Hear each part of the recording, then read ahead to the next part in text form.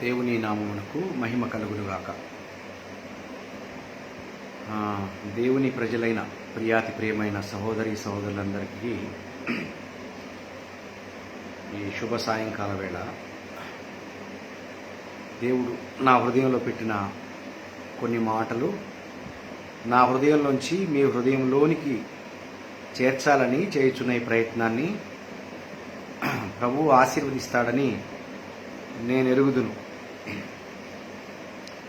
నేను మాట్లాడే మాటల వలన కొందరికి ఆత్మీయ సంబంధమైన మేలులు కలుగుతాయనే ఉద్దేశంతోనే ఈ ప్రయత్నం చేసేదానికి దేవుడు నన్ను సిద్ధపరుస్తున్నాడు.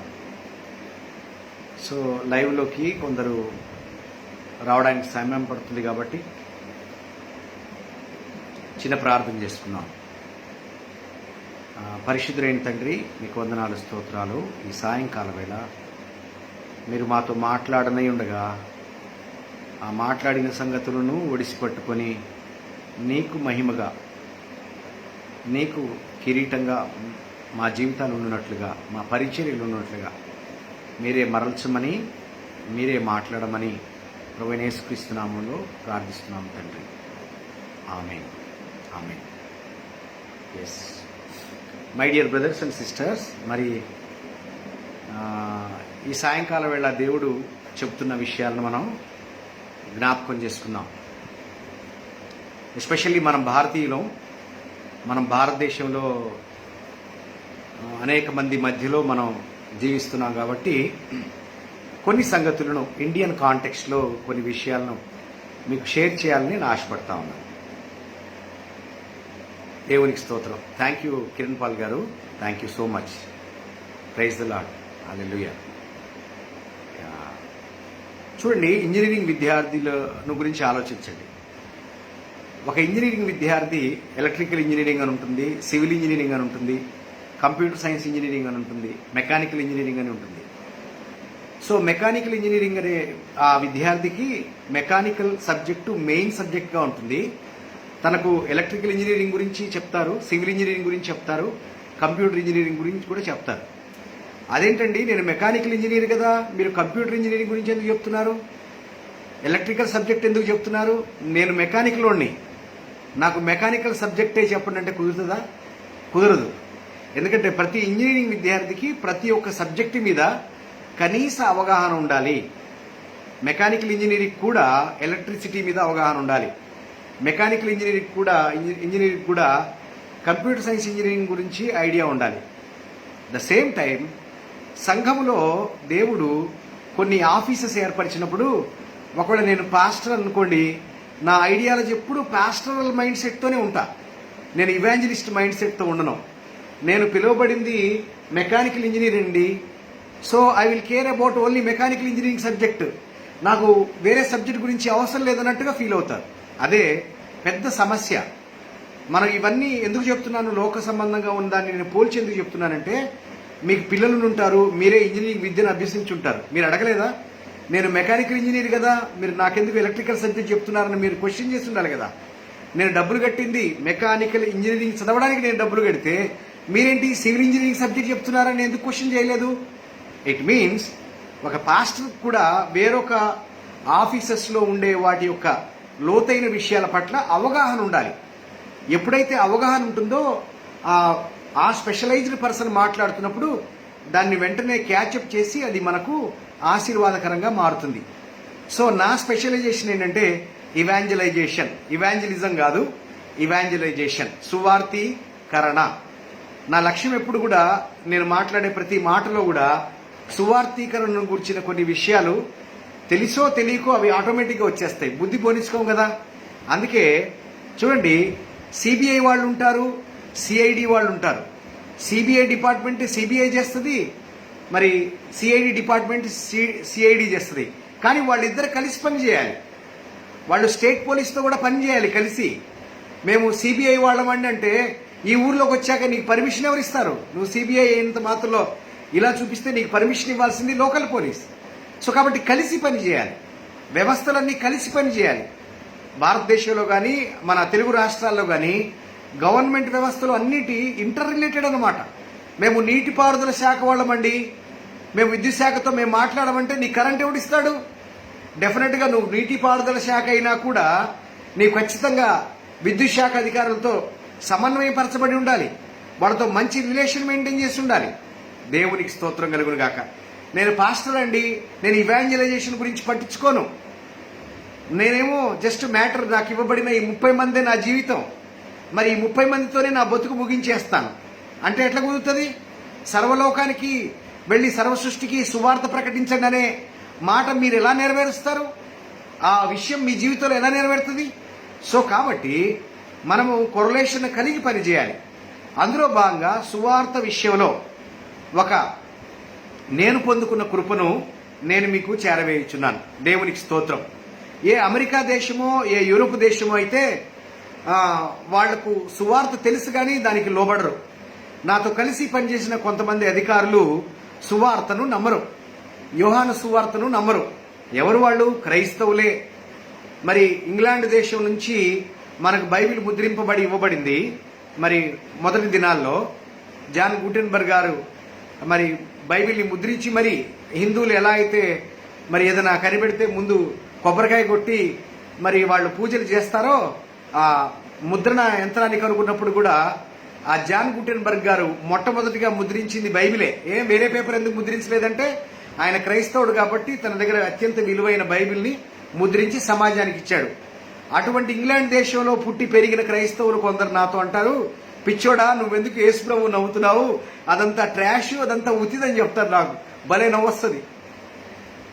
అంటే యూరోప్ కంట్రీస్లో కానీ అమెరికాలో కానీ అట్లాంటి దేశాల్లో క్రైస్తవ దేశమే, కానీ వారికి సువార్త విషయంలో వారికంతా గురుండదు.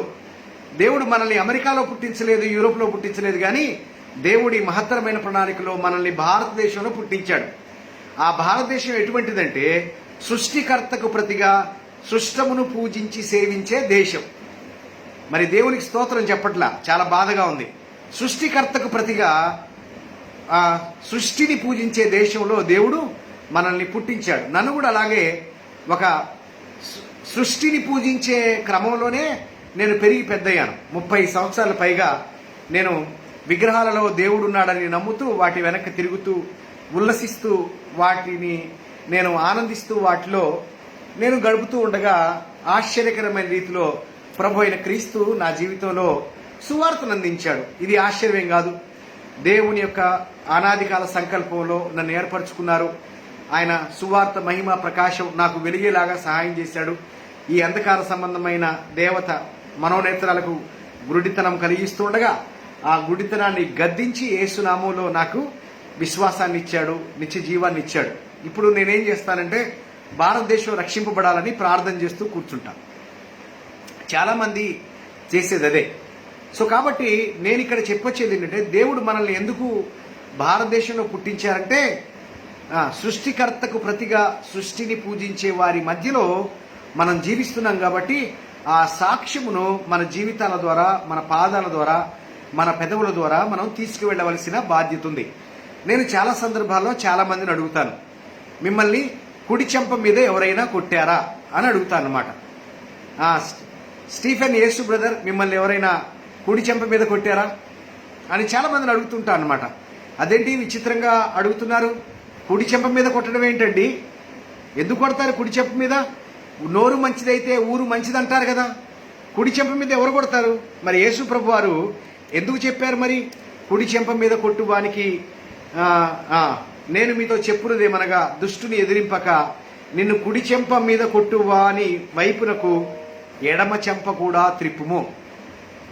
ఎందుకు కొడతారు? ఊరికే మన ఇంట్లో మనం ఉండి, మన బిడ్డలతో మనం ఉండి, మనల్ని మనం పోషించుకుంటూ ఉండి, మన బతుకు మనం బతుకుతూ ఉంటే ఎవరో మనల్ని ఎందుకు కొడతారండి? మరి ఎందుకు యేసు ప్రభు వారు నిన్ను కుడి చెంప మీద కొట్టువాని వైపుకు ఎడమ చెంప త్రిప్పుమన్నాడు? ఫ్యాన్సీగా ఉంటుందనే? మత్తయి సువార్త 5వ అధ్యాయం 39వ వచనంలో రాయడానికి వచనం లేక ఈ వచనాన్ని పెట్టారా? ఎందుకు చెప్పారు ఆయన? ఆయన శిష్యులతో మాట్లాడుతూ, నా ప్రియులారా, నా శిష్యులారా, మిమ్మల్ని సాక్ష్యం ఇవ్వడానికి నేను పంపిస్తున్నాను. మీరు వెళ్ళి సాక్ష్యం ఇస్తారు.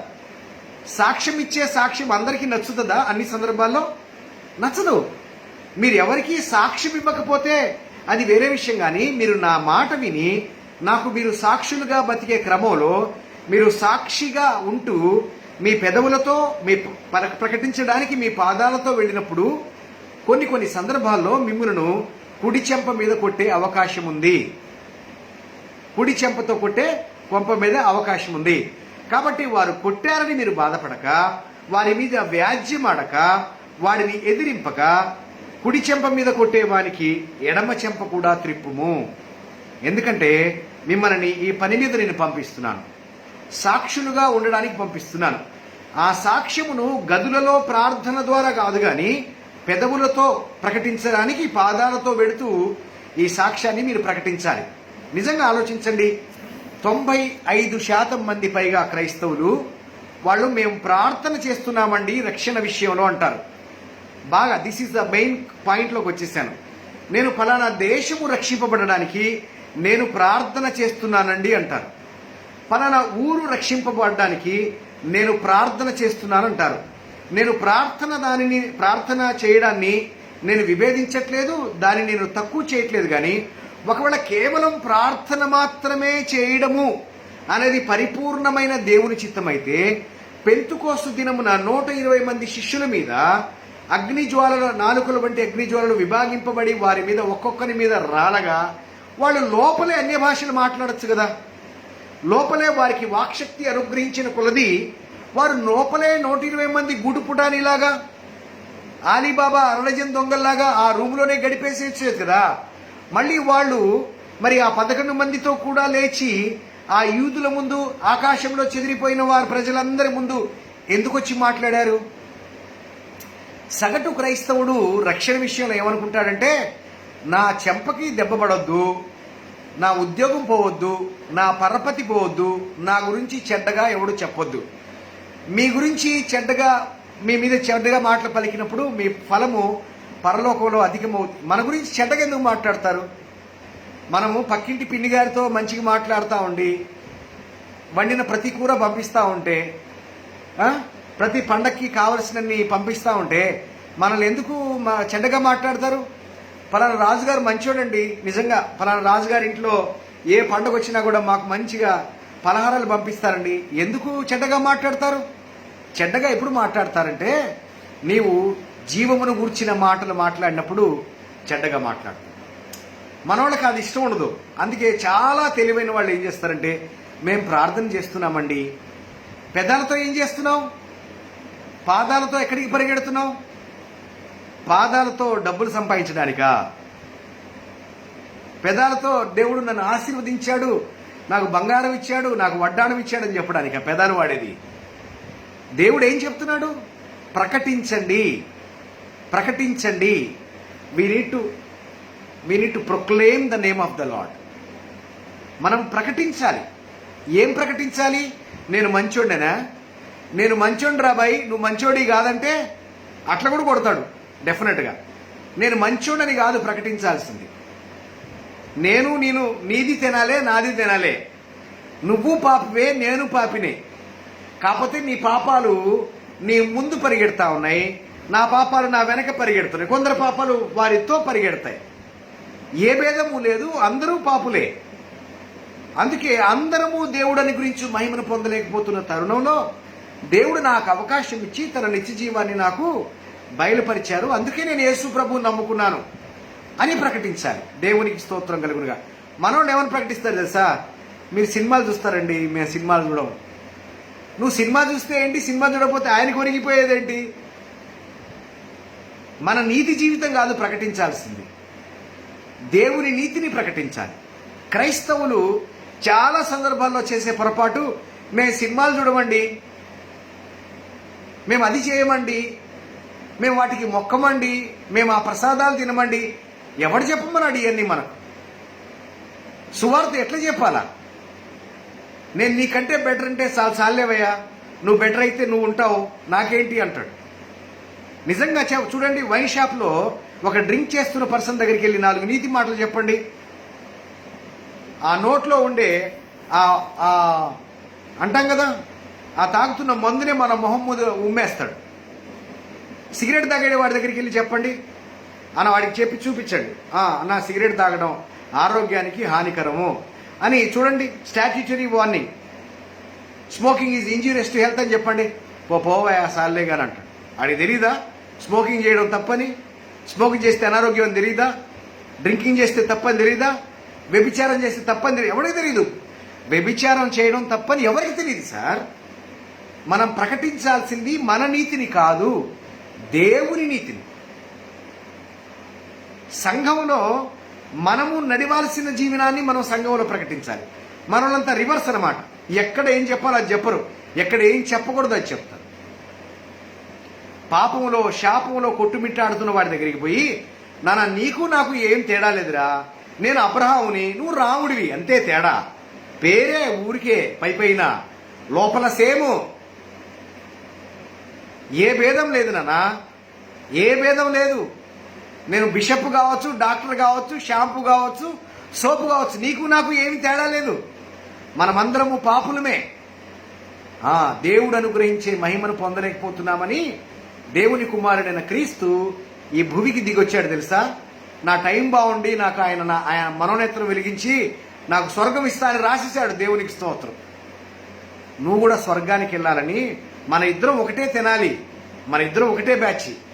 కానీ నేను ఎట్టాగు మన ఇద్దరం ఒకటే బ్యాచ్ అయినా నేనేమో స్వర్గానికి వెళ్తున్నా, నువ్వేమో నరకానికి వెళ్తున్నావు. నీ మీద కనికరం పుట్టింది నాకు, అందుకే నేను ఈ మాట చెప్పాలనుకున్నా. నీ డబ్బులేమొద్దు నాకు, నీ కానుకలేమొద్దు, నువ్వేం మానేమని నేనేం ప్రసంగాలు చేయడంలా. యేసయ్య నీతిని నేను ప్రకటిస్తున్నా, దేవుని నీతిని ప్రకటించడానికి నేను వచ్చాను. ఆయన నీతి అన్నాడు కదా, ఏ ఏ విషయాల్లో నీతిమంతులుగా తీర్చబడకపోతురో ఆ అన్ని విషయాలలో యేసుక్రీస్తు ప్రభువును బట్టి నీతిమంతులుగా తీర్చబడుదురని ఇశ్రాయేలు ప్రజలకే చెప్పారండి. ధర్మశాస్త్రం కలిగిన ఇశ్రాయేలు ప్రజలకే మోషే ఏ ఏ విషయాల్లో నీతిమంతులుగా తీర్చబడకపోతిరో చూడండి ఆ వచనాన్ని. ఆ వచనం అలా చెప్పారండి. అపోస్తల కార్యం 13వ అధ్యాయంలో ఉంటుంది. ఏ ఏ విషయాల్లో మీరు నీతిమంతులుగా తీర్చబడకపోయిరో చూడండి. అపోస్తల కార్యములు 13వ అధ్యాయము 39వ వచనం.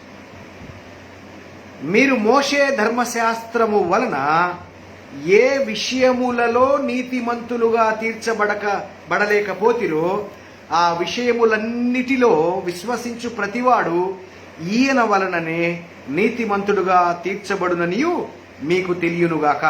ఎవరు చెప్తున్నారు ఈ మాట?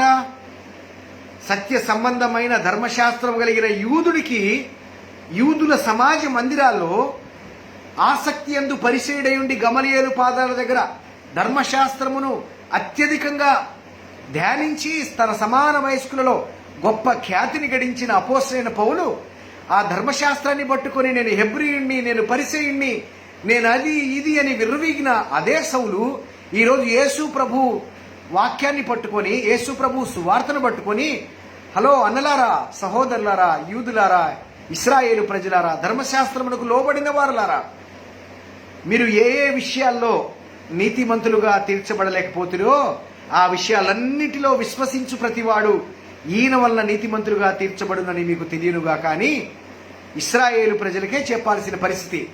మరి భారతదేశంలో స్వతహాగానే మీరంటారు సృష్టికర్తకు ప్రతిగా సృష్టిని పూజిస్తున్నారు, పాపములకు దాసులు, పాపములో వీరులు, వ్యభిచారానికి దాసులు అని వాళ్ళ గురించి చెప్తారే. మరి వాళ్ళ దగ్గరికి వెళ్ళి మీ నీతి మాటలు ఎలా చెప్తారు? వాళ్ళ దగ్గరికి వెళ్ళి మేము మంచోళ్ళమండి అని ఎలా చెప్తారు? ధర్మశాస్త్రం కలిగిన సౌలే పౌలుగా మారిన తర్వాత యేసు ప్రభు సువార్త ప్రకటించే క్రమంలో విశ్వాసము వలన నీతిమంతులుగా తీర్చబడతారని ఇశ్రాయేలు ప్రజలకే బోధిస్తున్నప్పుడు భారతదేశంలో చుట్టుపక్కల ఉండే ఫ్రెండ్స్కి, రిలేషన్స్కి నేను నీకంటే బెటర్ అని ఎట్లా చెప్తాము? నువ్వు రంగురంగుల వస్త్రాలు వేసావు, మేమైతే తెల్లని వస్త్రాలు వేస్తాం. నువ్వైతే రంగురంగుల బొట్లు వేసుకున్నావు, మేమైతే నొదుటిన బొట్టే లేకుండా ఉంటాం. నువ్వైతే బంగారు గాజులు వేసుకున్నావు, మేమైతే గాజులు లేకుండా ఉంటాం. ఇదా సువార్త ప్రకటించడం? ఇలా అండి సువార్త ప్రకటించడం? ఇది నేను ఇశ్రాయేల్ దేశంలోని మాట్లాడడంలే. I'm speaking to Indian brothers and sisters. సువార్త ప్రకటించే క్రమంలో మనం వాళ్ళ లెవెల్కి దిగిపోవాలి. దేవునికి స్తోత్రం కలుగునుగాక. యేసు ప్రభువారు కూడా లెవెల్కి దిగిపోయి చెప్పాడు సువార్త. పాపులతో కలిసి భోజనం చేశాడు. దేవునికి స్తోత్రం కలుగునుగాక. వాళ్ళతో కలిసి వాళ్ళతో మమేకమై ప్రకటించాడు. అఫ్ కోర్స్ ప్రకటించిన మాత్రంలో అందరూ యాక్సెప్ట్ చేస్తారా? చేయకపోవచ్చు. కానీ మన పని మనం చక్కగా చేయాలి కదా. మన చదువు మనం చక్కగా చదవాలి కదా. మన ఇంజనీరింగ్ విద్యను మనం చక్కగా చదివితే రేపు ఏదైనా నోటిఫికేషన్ పడితే ఉద్యోగాల నోటిఫికేషన్ పడితే ఎగ్జామ్ రాసి ఉద్యోగం వచ్చే అవకాశం ఉంది. నువ్వు చదవనే సరిగా చదవకపోతే ఉద్యోగం ఏడి నుంచి వస్తుంది? భారతదేశంలో క్రైస్తవులు ప్రకటించవలసిన రీతిగా ప్రకటించనందుకే కదా సమస్య. అందుకే my dear brothers and sisters, ఇవన్నీ మిగతా వాళ్ళకి అర్థం కావు. ఎందుకంటే నేను స్పెషలైజ్డ్ ఈ విషయంలో. దేవునికి స్తోత్రం కలుగునుగాక. దేవుడు నన్ను ఇవాంజలైజేషన్కి నన్ను ఏర్పరచుకున్నాడు. దేవునికి స్తోత్రం. చర్చిలో కూర్చొని ఓ 10 మందిని గుంపు కూర్చుకొని చప్పట్లు కొట్టించి హల్లెలూయా అని అరవడానికి కాదు దేవుడు నన్ను ఏర్పరచుకుంది. చాలా మంది చెప్పినారు నన్ను, సంఘం పెట్టండి బ్రదర్, సంఘం పెట్టండి, మీరు మాట్లాడితే గుండెలు బగులుతా ఉన్నాయి, సంఘం పెట్టండి. బాబోయ్, నన్ను సంఘం పెట్టమని దేవుడు చెప్పలేదు, ఇవాంజలైజేషన్స్ పిలుచుకున్నాడు. కాబట్టి దిస్ ఈజ్ మై స్పెషలైజేషన్. నేను 24 గంటలు సువార్త గురించి ఆలోచిస్తా. This is my area. ఇది ఇవాంజలైజేషన్ ఏరియా. నాకుండే రెవల్యూషన్ పాస్టర్ గారికి ఉండకపోవచ్చు, ఎందుకంటే ఆయన కాపరిగా ఉన్నాడు. నాకుండే రెవల్యూషన్ బోధకుడికి ఉండదు, ఎందుకంటే ఆయన బోధకుడుగా ఉన్నాడు. నేను ఇవాంజలైజేషన్కి వచ్చాను. సో నాకుండే రెవల్యూషన్ ఉపదేశకుడికి ఉండదు, అంత డీపర్లోనికి వెళ్ళడు. ఎందుకంటే నేను 24 గంటలు సువార్త గురించి ఆలోచిస్తూ ఈ సువార్త ఎలా ప్రబలం చేయాలో స్పెషలైజ్డ్ ఇండస్ట్రీ నాది. ఎలక్ట్రికల్ ఇంజనీరింగ్ సబ్జెక్టు మెకానికల్ వాడికి అర్థం కాదు, మెకానికల్ వాడి సబ్జెక్టు కంప్యూటర్ సైన్స్ వాడికి అర్థం కాదు. కొంచెం అర్థం అవుతుంది కానీ పూర్తిగా అర్థం కాదు, దాని లోతు అర్థం కాదు, ఆ డిజైన్ అర్థం కాదు. అందుకే బీయింగ్ ఏ ఎవాంజలిస్ట్ సువార్త ఎలా చేయాలి అనే దాన్ని నేను తీసుకొస్తా ఉన్నాను. దేవునికి స్తోత్రం కలుగును గాక. మరి మనలందరూ ఊర్లలోకి వెళ్ళి సువార్త చేస్తారు. ఏమని సువార్త చేస్తారు? అమ్మా, మనమందరం పాపులం, ఏ భేదం లేదు, కానీ దేవుడు యేసయ్య మన కోసము తన రక్తాన్ని కార్చారు. ఈ విషయాన్ని నమ్మితే, ఈ విశ్వాసమును బట్టి నీవు నీతిమంతురాలుగా తీర్చబడతావనే విషయాన్ని మనం చెప్తున్నాం. ఇప్పుడు నాకు సమస్య ఏంటంటే, మాకు సువార్త చెప్పడం రాదా అని అంటే, ఎందుకు రాదు? చెప్తారు. కానీ 95% పీపుల్ రక్షణ పొందేదానికి ప్రార్థన చేస్తున్నామని చెప్తారు. ఇందాక మళ్ళీ చెప్పాను, ఒకవేళ అదే నిజమైతే 12 మంది ఆ 120 మంది శిష్యులు బయటికి వచ్చి మాట్లాడేవాళ్ళు కాదు. అంతికోయ సంఘంలో పరిశుద్ధాత్మ దేవుడు ప్రత్యేకపరిచినప్పుడు పౌలు, శీల వాళ్ళిద్దరు కలిసి మిషనరీ ప్రయాణాలు చేయకనే పోవుదురు. ఏం చేస్తుండేవాళ్ళు? అంతికోయ సంఘంలో ఒక గది తీసుకొని ఆ గదిలో 24 గంటలు ఇంటూ 7 ఒక 20 సంవత్సరాలు ప్రార్థన చేస్తుండేవాళ్ళు. అలాగే యేసు ప్రభు వారు కూడా 30 సంవత్సరాల తర్వాత ఆయన పరిచర్యలోకి వచ్చి బాప్తిజం పొందుకొని ఆయన ఎక్కడికి వెళ్లకుండా వాళ్ళ ఇంట్లోనే ఉండి, మరియమ్మ గారి ఇంట్లో ఉండి తలుపు గడేసుకొని 24 గంటలు ప్రార్థన చేసేవాడు. బైబిల్ ఏం చెప్పింది? బైబిల్లో క్యారెక్టర్స్ ఏం చేశారు? వారు పాదాలతో వెళ్ళారు, పెదాలతో ప్రకటించారు. దేవునికి స్తోత్రం కలుగును గాక. నేను మాట్లాడేది బిబ్లికల్ వెర్షన్ని నేను మాట్లాడుతున్నా. మీ ఊర్లో వెర్షన్స్ని, మీ సంఘంలోని వెర్షన్స్ని మాట్లాడడంలా. ప్రార్థన చేయకూడదా? ఎస్, ప్రార్థన చేయాలి. యేసు ప్రభు వారు రాత్రంతా ప్రార్థన చేశారట, పగలంతా ప్రకటించారు. నిజంగా నువ్వు భారం కలిగిన వారవే అయితే నువ్వు రాత్రంతా ప్రార్థన చేయి, పగలంతా ప్రకటించు. 24 గంటలు ప్రార్థన చేయడం అనేది కాన్సెప్ట్ కాదు. దేవునికి స్తోత్రం కలుగును గాక. చరిత్రలో ఎవరో చేశారంటే నాకు చరిత్రనా రెఫరెన్స్, లేదా పలానా దైవజనుడు చెప్పాడు 24 గంటలు 7 ప్రార్థన చేయాలని, నాకు దైవజనుడా రెఫరెన్స్? దేవుడు వాక్యమా? నాకు రెఫరెన్స్ ఎవరు? మీకు రెఫరెన్స్ ఎవరు? యేసు ప్రభు రెఫరెన్స్ కాదా? యేసు ప్రభు రెఫరెన్స్ కాదా? యేసు ప్రభు శిష్యులు ఆ రెఫరెన్స్ మనకు సరిపోవట్లేదా? దేవుని వాక్యము రెఫరెన్స్ సరిపోవట్లేదా? దేవుని వాక్యంలోని క్యారెక్టర్స్ ఏం చేశారు? ఏమండి, ఆలోచించండి. అపోస్తల కార్యములు 8వ అధ్యాయంలో శిష్యులు చెదిరిపోతారు కదా. చెదిరిపోయినప్పుడు ఏం చేయాలి? వాళ్ళు ఏ కొండల్లోనో గుట్టల్లోనో దాచుకొని అక్కడ మరి యెరూషలేములో మమ్మల్ని అందరూ హింసిస్తున్నారు దేవా, ఈ యెరూషలేములో వాళ్ళందరూ చూడండి. అపోస్తల కార్యములు 8వ అధ్యాయం 1వ వచనం, ఆ కాలమందు యెరూషలేములో సంఘమునకు గొప్ప హింస కలిగినందున అపోస్తలు తప్ప అందరూ యూదయ సమరయ దేశములందు చెదిరిపోయారు. సౌలైతే అలా చేస్తున్నాడు.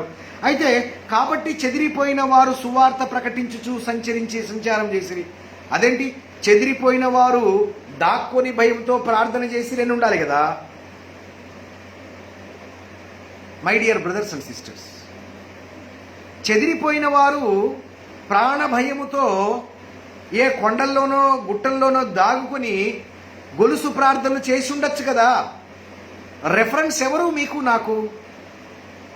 ఎవరో దైవజనుడు చెప్పిన కొటేషన్సా? లేదా చరిత్రలో ఒక 100 సంవత్సరాలు ఎవరో ప్రార్థన చేశారు, మనం కూడా ఒక 100 సంవత్సరాలు ప్రార్థన చేద్దాం, అదే రెఫరెన్స్? దేవుడి వాక్యమా? దేవుడి వాక్యమే కదండి. సజీవము బలము గలదై రెండంచుల కంటే వాడి అయిన ఖడ్గమై ఉండి ప్రాణాత్మలను కీళ్లను మూలుగును విభాగించినంత మటుకు దురుచు హృదయంలోని యొక్క తలంపులు బయటపడవేస్తుంది. నన్ను దేవుడు ఏర్పరిచింది దేవుని వాక్యం చెప్పమని.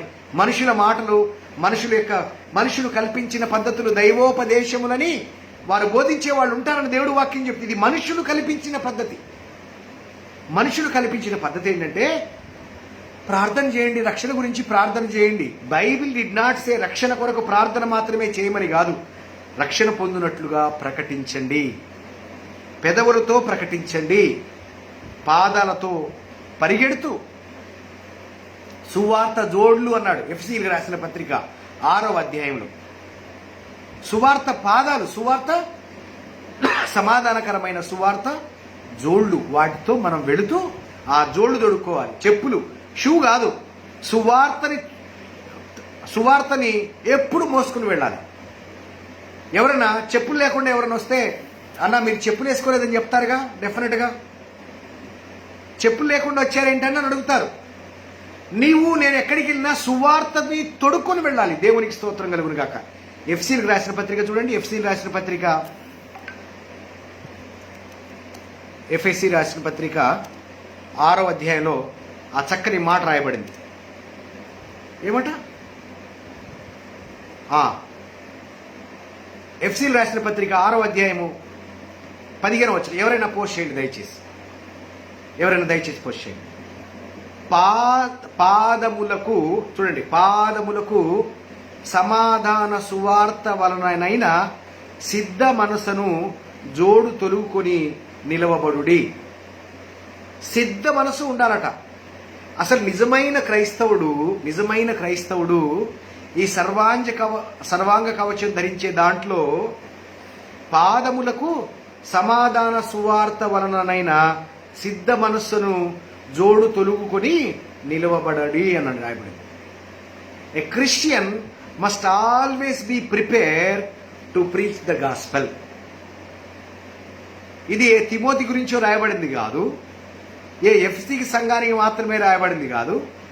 చరిత్రలో ఆద్యంతం, ఆ దినము నుంచి ప్రభు వచ్చేంత వరకు సార్వత్రిక సంఘము అనేబడే ఈ గుంపులో ఒక మ్యాండేట్ ఏంటంటే పాదములకు సమాధాన సువార్త వలనైన సిద్ధ మనసును జోడు తొడుకొని నిలబడాలి. All the time A true Christian must be prepared to proclaim the gospel with the lips and to walk through his feet. అందుకే ఉన్నతమైన స్థలములలో సువార్త ప్రకటించు వారి పాదములు సుందరములు అన్నాడు. వాక్యం ప్రకటించే నోరు సుందరములల్లా. ఎందుకని సువార్త ప్రకటించే పాదాల గురించి అన్నాడు? పాదాలు ఎప్పుడైనా ఎవరికైనా సువార్త ప్రకటించిందా? మీ పాదాలు ఎవరికైనా సువార్తను ప్రకటించిందా? పాదాలు ప్రకటిస్తాయా, పెదాలు ప్రకటిస్తాయా? మరి సువార్త ప్రకటించే పెదవులు సుందరములను అనాలి కదా. అవి సుందరములు కాదు. కొన్ని సందర్భాల్లో బ్యాడ్ స్మెల్ వస్తుంది నోరు. అందుకనే పెదవులు సుందరములను రాయింది. మరి పెదాల్లోంచి దుర్గంధం వస్తుందని సుందరములను రాయలేదా దేవుడి వాక్యం?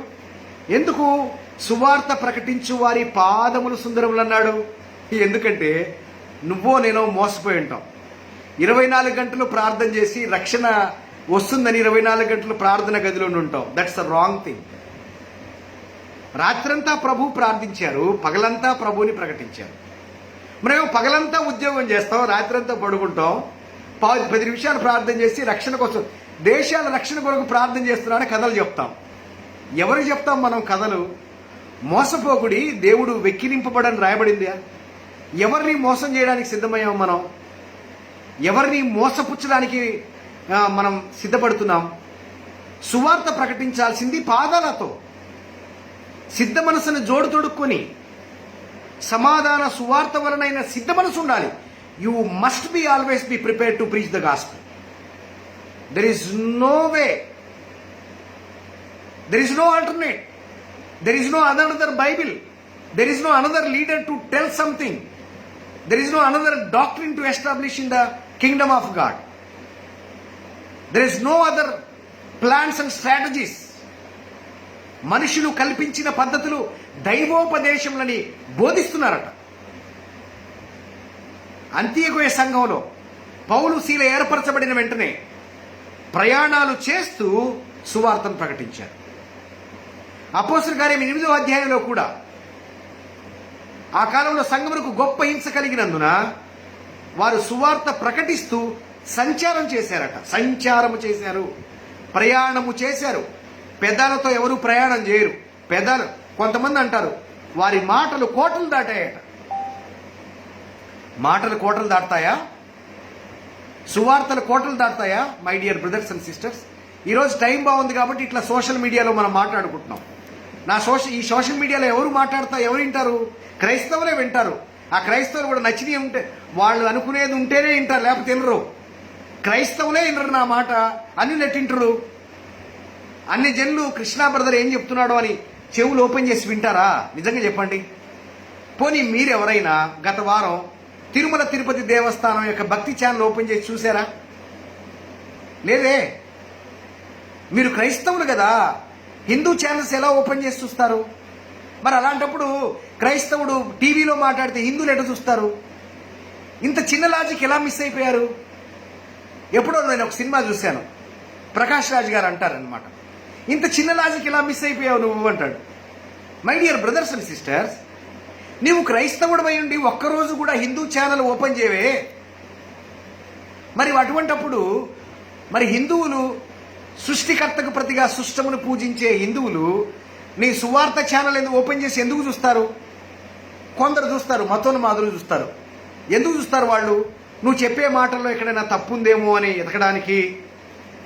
నువ్వు చెప్పే మాటల్లో ఆ వీడియో అంతా డౌన్లోడ్ చేసి ఆ వీడియోలో కరెక్ట్గా నిన్ను కౌంటర్ చేయడానికి అవసరమైన పోర్షన్ కట్ చేసి డిస్ప్లే చేసి మళ్ళీ దానికి ప్రసంగం చేయడానికి చూస్తారు తప్ప, రక్షణ పొందేదానికి హిందువులు మీడియా ఛానల్ ఎందుకు చూస్తారు? నా యూట్యూబ్ లైవ్ ఎందుకు చూస్తారు? ఫేస్బుక్ లైవ్ ఎందుకు చూస్తారు? ఎందుకు మోసపోతున్నాం మనం? క్రైస్తవుడికి సాక్ష్యం ఉంది. దేవునికి స్తోత్రం కలుగును గాక. క్రైస్తవుడికి నిత్యజీవం మన గురించిన గొప్ప ధన్యత ఉంది. పెదాలతో ప్రకటించాలి, పాదాలతో వెళ్ళాలి, దేవుని నీతిని ప్రకటించాలి. ప్రార్థన చేయకూడదా? ఎవరు చెప్పినారు ప్రార్థన చేయకూడదని? డెఫినెట్గా ప్రేయర్ చేయాలి, కానీ తప్పక పెదవులతో ప్రకటించాలి, తప్పక పాదాలతో వెళ్ళాలి. ఒక 1/2 కిలోమీటర్ నడిచి రాజుగారి ఇంటికి వెళ్ళి, రాజుగారు బాగున్నారా అండి? బాగున్నాం. రాజుగారు మీ దగ్గరికి రావాలని వచ్చానండి. రాజుగారు మీకు విషయం చెప్పాలనుకుంటున్నాను. మీరు నాకంటే ధనవంతులే, మీరు నాకంటే మంచి ఉద్యోగం ఉంది, మీరు నాకంటే అన్ని విషయాల్లో శ్రేష్ఠులే, మీరు నాకంటే మంచి పేరుంది మీకు, మీరు నాకంటే దానగుణం కలిగిన వారు. నిజంగా మీ అంత దానగుణం నాకు లేదు, మీ అంత మంచి మనస్తత్వం నాకు లేదేమో, కానీ నాకు ప్రభు ఉన్నారండి. మన నీతి సరిపోదండి పరలోకం చేరడానికి. ఈ భూమి మీద మనం జరిగించే ఏది కూడా, మన జీవితంతో మన స్వతహాగా జరిగించే ఏ నీతి కూడా పరలోకం వెళ్ళేదానికి క్వాలిఫై అవ్వదండి. అందుకే దేవుని కుమారుడు తన రక్తాన్ని కార్చాడండి అని నువ్వు మీడియాలో కాదు చెప్పాల్సింది, యూట్యూబ్లో కాదు చెప్పాల్సింది, పాదాలతో వెళ్ళి పెదాలతో ప్రకటించాలి. దేవునికి స్తోత్రం కలుగునుగా. పాదాలతో వెళ్ళి పెదాలతో ప్రకటించాలి రాజుగారింటికి వెళ్ళి. దేవునికి స్తోత్రం కలుగును. ఇంత లాజిక్ ఎలా మిస్ అయ్యారు మనోళ్ళు? మనవాళ్ళకి ఏమి నేర్పారంటే నువ్వు 6 రోజులు నీవి, ఆదివారం మాది, ఆదివారంలో 4 గంటలు మావి, ఆదివారంలో 4 గంటల్లో 1 గంట వర్షిప్ లీడర్ది, 1 గంట ఏమో వాక్య చెప్పే ఉపదేశకుడిది, 1 పావు గంట ఏమో సాక్ష్యాలు, 1 అరగంట ఏమో తిండి 1 అరగంట తిండి అయిపోయాక ప్రైజ్ ద లార్డ్ చెప్పుకొని ఇంటికి వెళ్ళిపోండి. ఎట్టాగా అలిసిపోయింటారు కదా, రాత్రికి పనులన్నీ చూసుకోండి, మళ్ళీ మంచిగా మళ్ళీ ఉదయమే లేవండి, ఉద్యోగానికి వెళ్ళండి, 6 రోజులు ఉద్యోగం చేయండి, 7 రోజు మళ్ళీ రండి. పోకిరి అనే సినిమాలో, అంటే నేను సినిమాలు చూస్తున్నాను మీరు తప్పుగా అనుకోవద్దు, ఎప్పుడో చూస్తుంటాం కదా, ఈ మైండ్లో రిజిస్టర్ అయి ఉంటాయన్నమాట. మీడియా వాళ్ళతో అంటాడు ఒక యాక్టర్, తిన్నామా పడుకున్నామా తెల్లారిందా, తిన్నామా పడుకున్నామా తెల్లారిందా, ఇదేనా బతుకు? 6 రోజులు మనయంట, ఆదివారం దేవుడిదంట, ఆదివారంలో మళ్ళీ కొన్ని గంటలే అంట. ఎవరి దగ్గరికి వెళ్ళావు? పాదాలతో. ఎవరికి ప్రకటించావు? పెదాలతో. అదేంటన్నా నేను రాత్రంతా ప్రార్థన చేశానంటే, ఓన్లీ ప్రార్థన చేయడం బిబ్లికల్ మోడల్ కాదు. నేను దీంతో ముగిస్తున్నాను, దయచేసి మీరు పెద్ద మనసు చేసుకుని వినాలి. ఇప్పుడు ఒక వ్యక్తికి అనారోగ్యం ఉంది, తీవ్రమైన అనారోగ్యం ఉంది. యాక్చువల్గా ఇది కోతకాలం, యాక్చువల్గా ఇది భూమి మీద జరుగుతున్న ఉపద్రవాలను బట్టి ఇప్పుడు క్రైస్తవుడు ఉజ్జీవంగా లేవాల్సిన సమయాలు ఇవి. ప్రతి ఒక్కరూ ఏదో ఒక బాధలో ఉన్నారు, ప్రతి ఒక్కరు ఏదో ఒక ఉపద్రవంలో, ఒక కష్టంలో, ఒక ఇరుకులో, ఒక ఇబ్బందిలో ఉన్నారు కదా. ఇప్పుడు ఏంటంటే వాళ్ళ దగ్గరికి వెళ్ళకుండా రాత్రి అంతా ఉపవాసం ఉండి ప్రార్థించాం. ప్రభా పలానా రాజుగారికి బాగాలేదయ్యా నువ్వు స్వస్థపరిచయ్యా, మరి రాజుగారికి బాగాలేదయ్యా నువ్వు స్వస్థపరిచాయని దేవుడి యొక్క పాదాలు పట్టుకొని యాకోబులాగా పట్టుకొని రాత్రంతా పెరిగిలాడావు. పొద్దున్నే లేచి భక్త నీ మొర ఆలకించి తిని రాజుగారిని స్వస్థపరిచితిని అన్నాడు అనుకో. నీ ప్రార్థనకు అనుగుణంగా రాజుగారికి స్వస్థపరచడం జరిగింది. రాజుగారిని ఎవరు స్వస్థపరిచాడు అనుకుంటాడు? ఆ చెట్టు స్వస్థపరిచింది అనుకుంటాడు, ఆ రాయి స్వస్థపరిచింది అనుకుంటాడు, వారు పూజించే సృష్టి స్వస్థపరిచింది అనుకుంటుంది. ఇప్పుడు జరిగే ప్రమాదం ఏంటంటే, నువ్వు రాత్రంతా ప్రార్థించిన దేవుడు ఒకవేళ నీ మొరను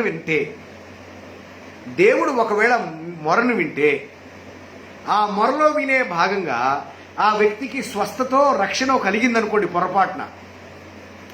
స్వస్థతో ఏదో కలిగిందని పొరపాటున వెంటనే మర్నాడు వెళ్ళి 100 కొబ్బరికాయలు నీ కళ్ళ ముందే వాళ్ళ గుడి ముందు కొడతాడు.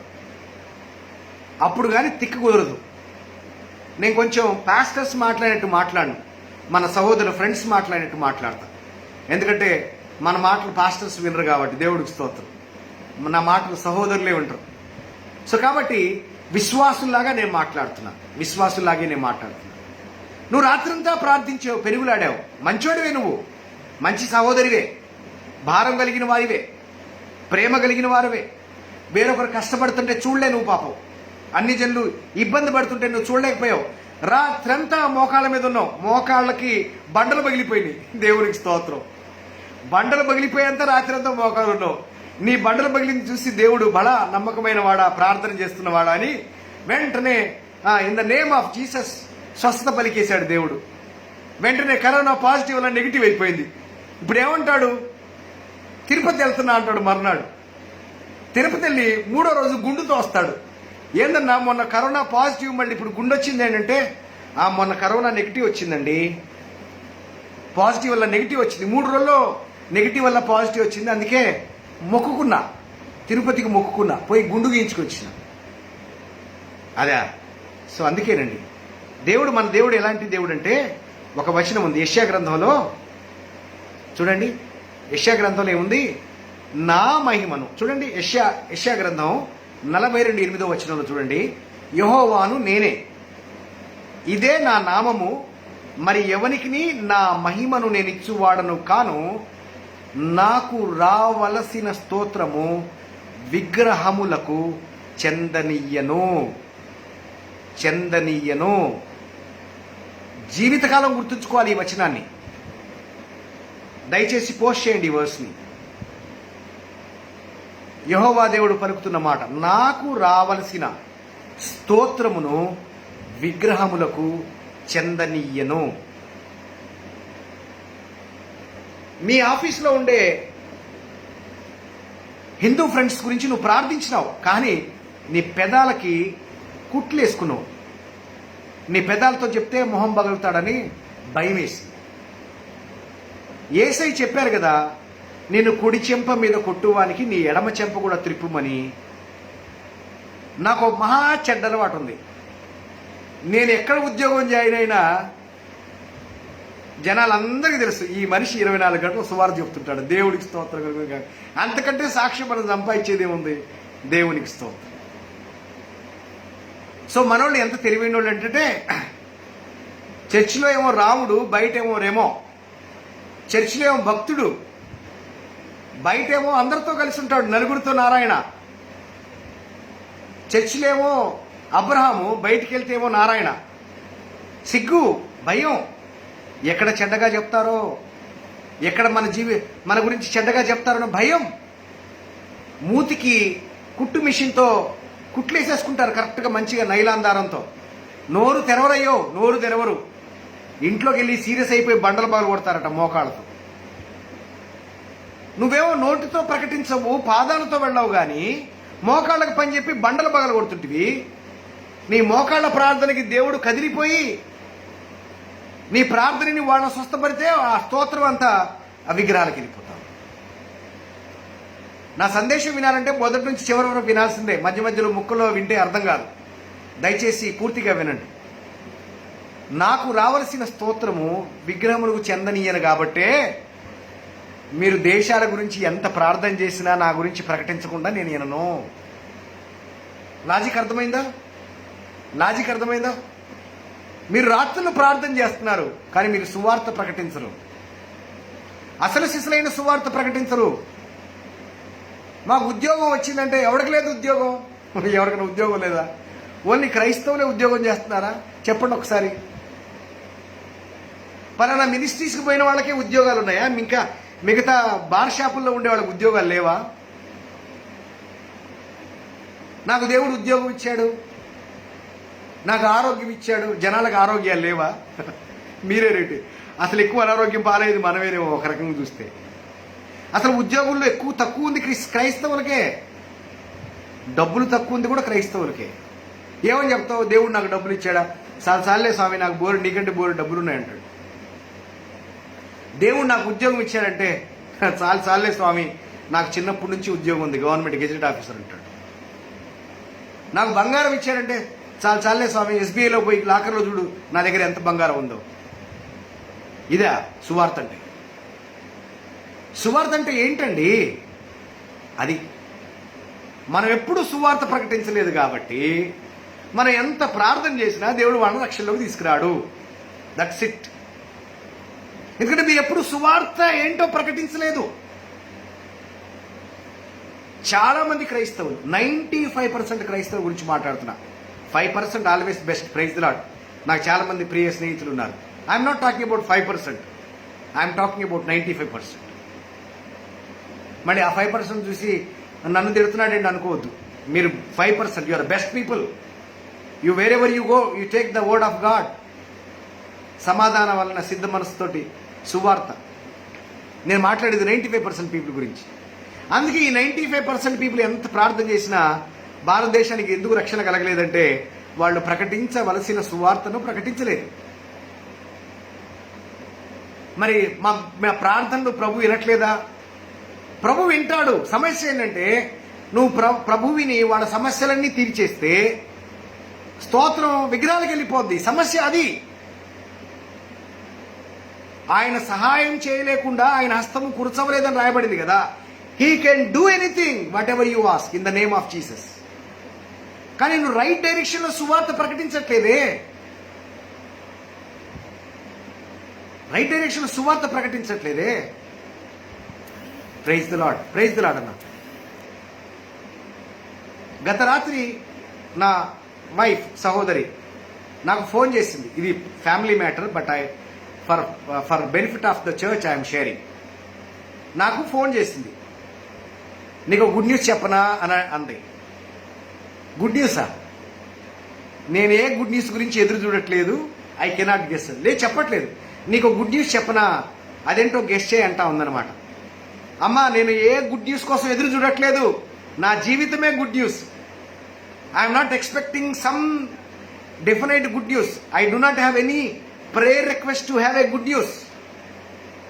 చెప్పనా అని ఊరించి విషయం తెలుసా, మన బంధురాలికి నేను సువార్త చెప్పాను. Wow, I'm proud of my wife. దేవుడికి స్తోత్రం కలుగును గాక. I'm proud of my wife. ఒక భర్తకి గుడ్ న్యూస్ ఏంటి తెలుసా, నేను సువార్త చెప్పానండి. That's what the good news. నేను సర్ప్రైజ్ అయ్యాను. వాళ్ళ బంధువురాలే, చాలా సంవత్సరాలు.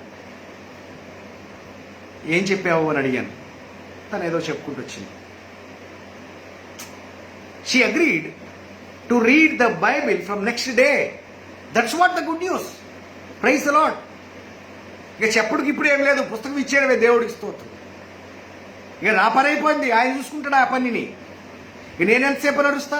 నా పెదాలు ఆరిపోతాయి. ఇగో మంచి బాటిల్ కూడా పెట్టుకున్నా, పెదాలు ఆరిపోతాయి మాట్లాడి. నేను ఎంతసేపు మాట్లాడతా, ఎంతసేపు పరిగెడతా, అలసిపోతాను.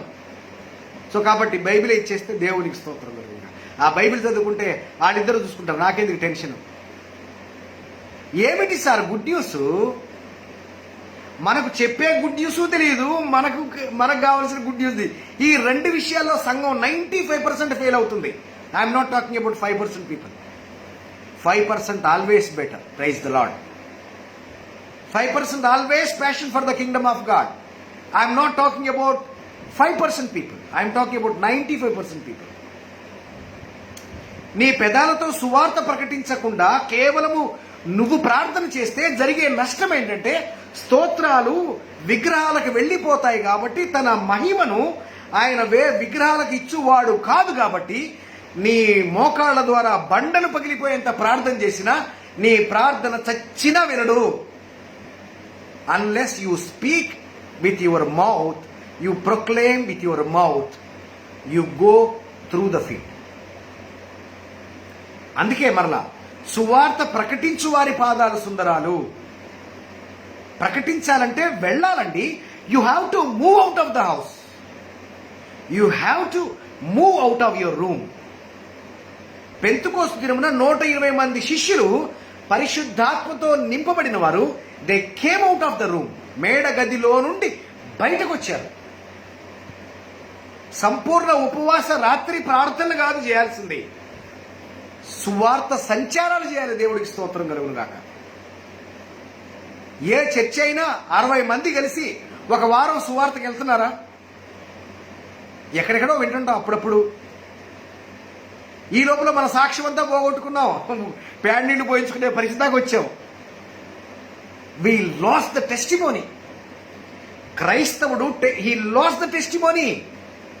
తన నోటి నుండి వచ్చే ఏ మాటకు అన్య జనులలో విలువ లేదు, కుటుంబాలలో విలువ లేదు, సంఘాలలో విలువ లేదు, సంఘాలలో సాక్ష్యం లేదండి. ఎంత భయంకరమైన స్థితి అండి. అందుకే నా సాతానుడు చెప్తాడు, ఒరే నీ బతికే బాగాలేదు, ఇంకోటికి ఏం చెప్తావు అంటాడు. నువ్వే రాత్రంతా చండాలం చేశావు, ఇప్పుడు వెళ్ళి ఏం చెప్తావు అంటాడు. అర్థమవుతుందా my dear brothers and sisters? దేవుడు మనల్ని పుట్టించింది భారతదేశంలో. దేవునికి స్తోత్రం కలుగును గాక. భారతదేశంలో there is a lots of work given అంటు us. ఇది కోతకాలం. Every heart is broken already. ఇంకెంతకాలం పగలగొడతా ఉంటాడు. Then we have to move out of our comfort zones. మన కంఫర్ట్ జోన్లో బయటకు వెళ్ళి అలా టచ్ చేసి మాట్లాడి. నేను చాలా మందితో నేను సువార్త ప్రకటించడం నేనేం చేస్తాను తెలుసా? First I will hold him. Hallelujah. Mouth కాదండి, మౌత్ పెద్ద నువ్వు చెప్పే క్రైస్తవ భాషలో ఎవడికి అర్థం కాదు. హల్లెలూయా అంటే ఎవడికి అర్థం కాదు, ఆశీర్వాదం అంటే అర్థం కాదు, రక్షణ అంటే అర్థం కాదు. నీ బైబిల్లో ఒక్క మాట కూడా ఎవడికి అర్థం కాదు. అగో హాయ్ బిడ్డ అంటున్నాడు, నాకు బాబాయ్ అవుతాడు. ప్రభువుని ఇంకా నమ్మే దారిలోనే ఉన్నాడు. దేవునికి స్తోత్రం. అప్పుడప్పుడు నా ఫేస్బుక్లో వీడియోలు విని సంతోషపడుతుంటాడు. క్రైస్తవ భాష ఎవరికి అర్థమవుద్ది? చర్చిలో అర్థమవుద్ది, కానీ దేవుడికి స్తోత్రం. చర్చి భాష చర్చిలో అర్థమవుద్ది, బయట ఎవరికి అర్థం కాదు. బయటికి వెళ్ళాక బయట భాష మాట్లాడాలి. దేవునికి స్తోత్రం కలుగునుగా. నేను ఎప్పుడైనా ఏం చేస్తాను అంటే, ఎవరికైనా సువార్త ప్రకటించేటప్పుడు అలా పట్టుకొని ప్రేమగా ప్రకటిస్తాను, భారంగా ప్రకటిస్తాను. కన్నీళ్లతో విత్తువాడు ఆనందంతో పంటకు వస్తాడట కదా. భారంతో, ఆశతో నేను సువార్తను ప్రకటిస్తున్నాను. నా పెదవులతో నా కుడి చెంపను సిద్ధపరిచాను, అవసరమైతే ఎడమ చెంపను కూడా సిద్ధపరిచాను. నేను సిద్ధమయ్యాను సువార్త ప్రకటించడానికి. నా మీద చెడ్డ మాటలు పలికించుకోవడానికి ఐఎమ్ రెడీ. నేను అవమానించబడ్డానికి ఐఎమ్ రెడీ. నేను నిందించబడడానికి ఐఎమ్ రెడీ. నేను స్నేహితుల్ని కోల్పోవడానికి రెడీ. నేను బంధువుల్ని కోల్పోవడానికి నేను ready. I'm ready lord. I prepared. I'm అంటే మీరు అనుకోవాలనుకున్నాను. We have to be prepared. Then you hold his hand. నీ స్పర్శ నీ ప్రసంగానికంటే ఎక్కువ పనిచేస్తుంది. దేవునికి స్తోత్రం అనుకుంటాను. నీ స్పర్శ ప్రసంగం కంటే పవర్ఫుల్గా పనిచేస్తుంది. నేను ఒకటి గమనించాను. యేసు ప్రభు యొక్క తత్వము అన్యజనుల మధ్య ఎలా పనిచేస్తూ ఐ ఎక్స్పీరియన్స్ ఇట్. నా సాక్ష్యంలో నేను 2001వ సంవత్సరం నుంచి 2010వ సంవత్సరం వరకు మంచి స్మోకర్ని, వండర్ఫుల్ స్మోకర్. నేను అసలు స్మోకింగ్ గురించి పుస్తకాలు రాసేయగలుగుతాను. నేను నమ్మకమైన పొగ త్రాగేవాడిని. నేను సిగరెట్ కంపెనీని బాగా లాభాల్లో నడిపించా. నా పోర్షన్ నేను ఇచ్చా. ప్రపంచ పొగ తాగే సంఘములలో అధ్యక్షుడి కాలేదు, కానీ ఒక నమ్మకమైన పొగ త్రాగేవాడుగా ఉన్నా. కానీ ప్రభువుకి ప్రార్థించేటప్పుడు just I pray a small prayer. Jesus, are you God? If you are God, I know you are not God for me. Maybe you are God for someone. But if you are God, నేను అడగలే నువ్వు నా దేవుడు అయితే అనలా. అసలు నువ్వు దేవుడివే అయితే నేను స్మోకింగ్ మానేయాలి. అర్థమవుతుందా?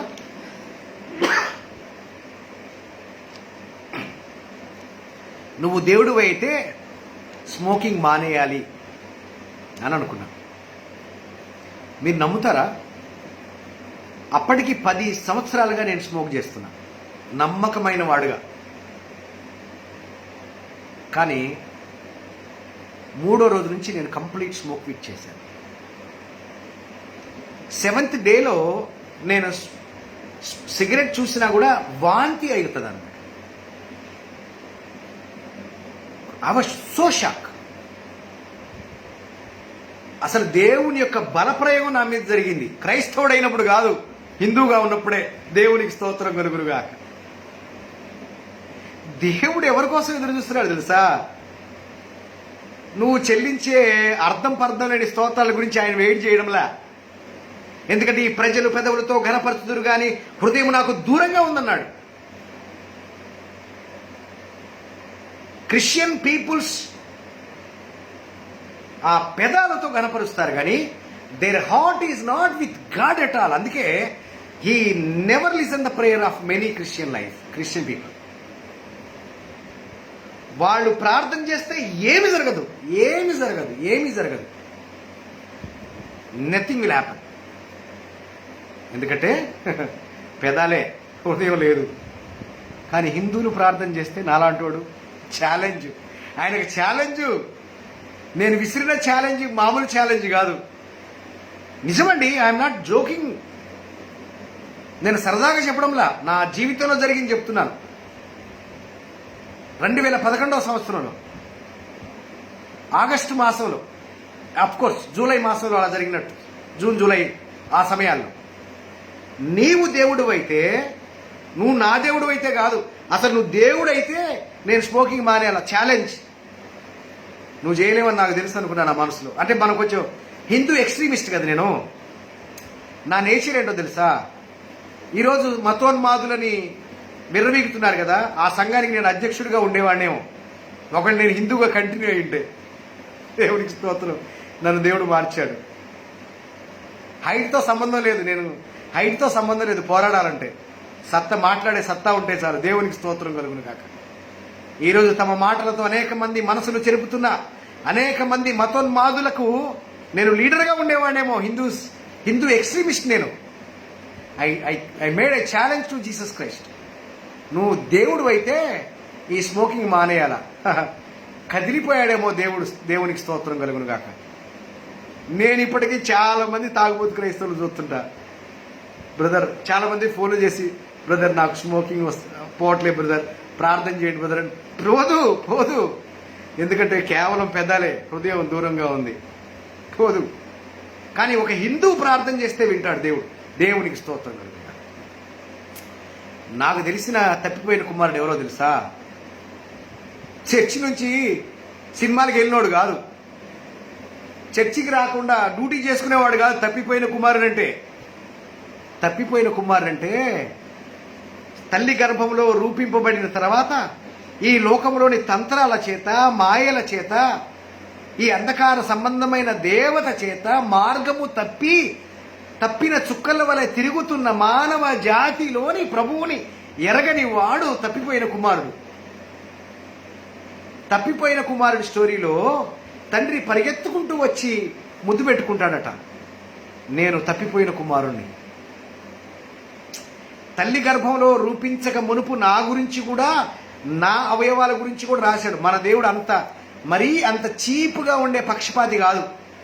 నేను దావీదు గురించే నేను రాస్తాను. తల్లి గర్భంలో ఎముకలు ఏలాగు ఎదుగుతున్నావో నువ్వు నీ గ్రంథంలో ఒకటైనా, ఇవన్నీ దావీదు గురించే కాదు, ప్రతి మానవ జాతిలో ప్రతి మానవుడి గురించి, ప్రతి తల్లి గర్భములో పిండము ఎదుగుతున్నప్పుడు వారి గురించి ఆలోచన కలిగి ఉన్నాడు.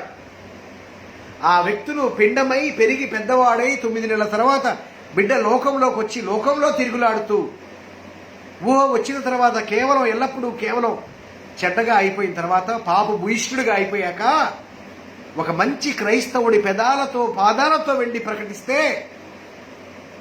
ఆ తప్పిపోయిన కుమారుడు ఎప్పుడెప్పుడు వస్తాడా అనేది చూస్తున్నాడు. నేను ఛాలెంజ్ చేసి చెప్తున్నాను. ఛాలెంజ్ అంటే ఈ డిబేట్ ఛాలెంజ్ కాదు, నేను పర్ఫెక్ట్ కన్ఫెషన్తో చెప్తున్నాను, కాన్షియస్తో చెప్తున్నాను. హిందూస్ చేసే ప్రతి ప్రార్థన దేవుడు వింటున్నాడు. దేవునికి స్తోత్రం కలుగును. క్రైస్తవులు చేసే 95% ప్రేయర్స్ దేవుడు వినట్లేదు కూడా. మీరే సాక్ష్యం. మీరు బాగోదని చెప్తారు కానీ నా ప్రతి ప్రార్థన దేవుడు ఆలకించాడని అది వాస్తవం కాదు. కానీ హిందూస్ చేసే ప్రతి ప్రార్థన దేవుడు వింటాడు. వాళ్ళు ప్రార్థించాలంటే వారికి ప్రకటించాలండి. వారికి ప్రకటించాలంటే పెదవులు పనిచేయాలి. పెదవులు పనిచేయాలంటే పాదాలు వెళ్ళాలి. పాదాలతో వెళ్ళి పెదాలతో ప్రకటించిన తర్వాత నీవు ప్రకటించే మాట తన చెవులలో నుంచి వెళ్ళి తన గుండెలో దూరి దేవుని చిత్తానుసారంగా ఫలించి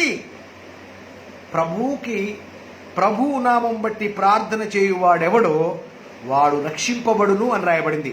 క్రైస్తవుల గురించి కాదు రాయబడింది అది.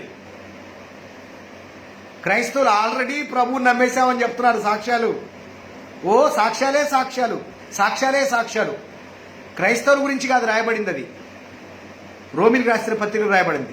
ప్రభువు నామము బట్టి ఎవడు ప్రార్థిస్తాడో వాడు రక్షింపబడునని రాయబడింది.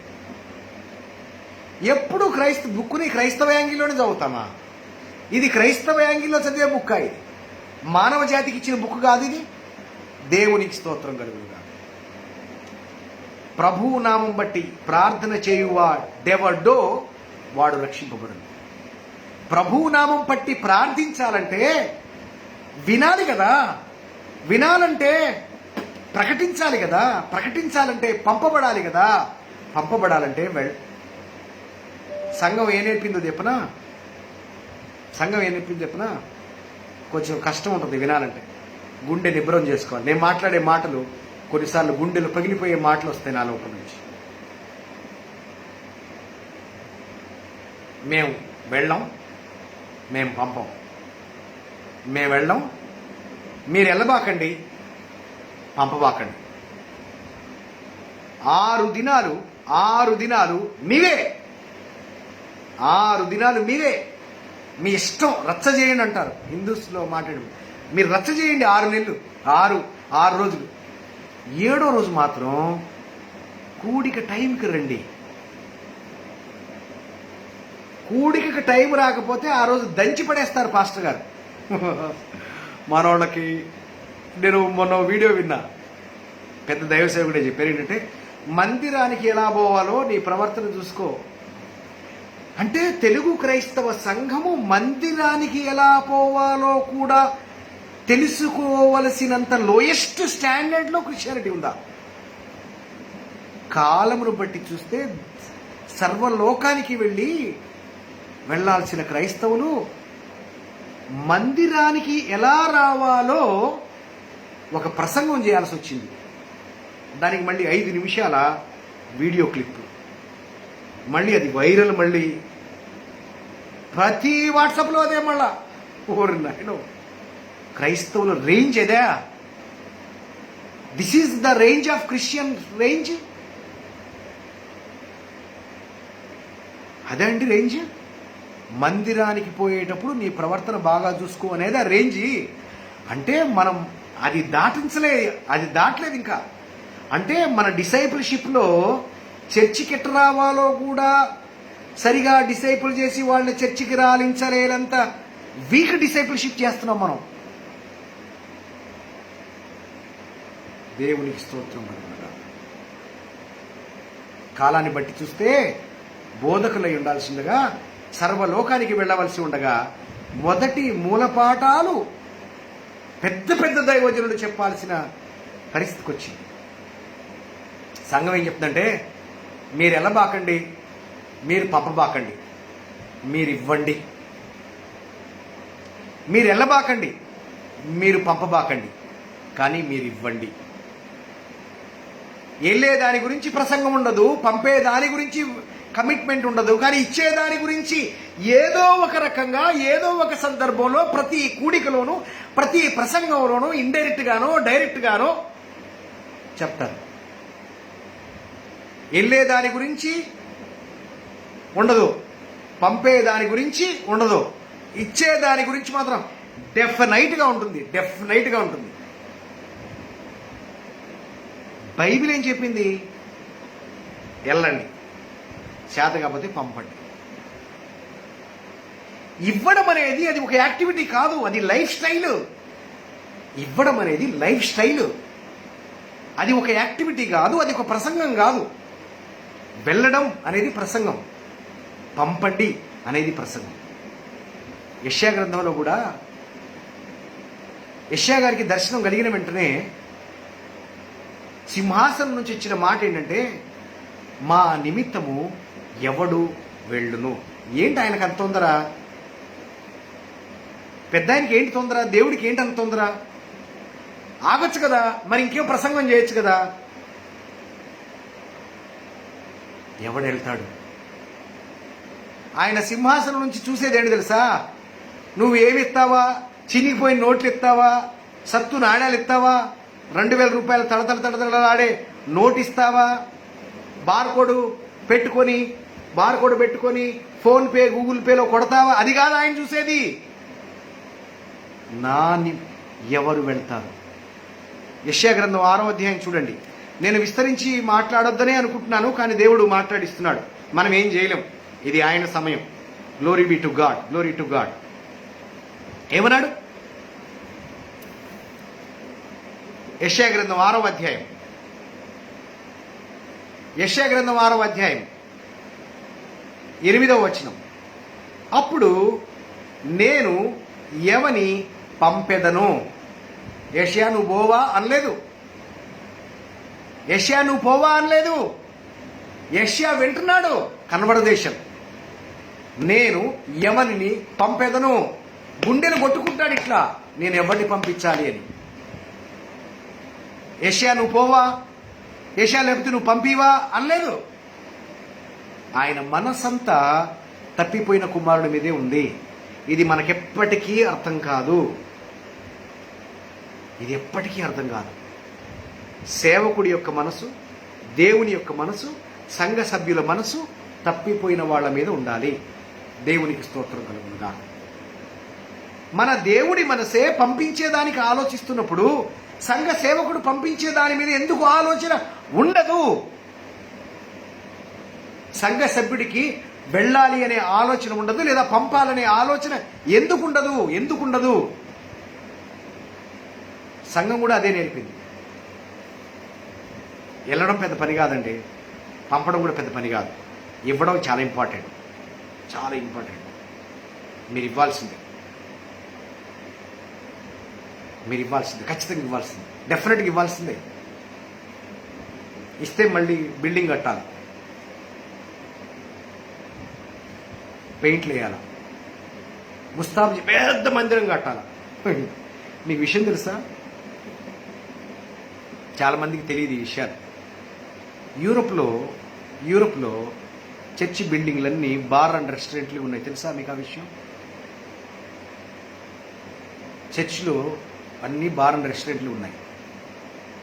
కట్టడాలతో పని లేదని ప్రభు మనకు కళ్ళ ముందు చెప్తున్నాడు, కళ్ళ ముందు చూపిస్తున్నాడు.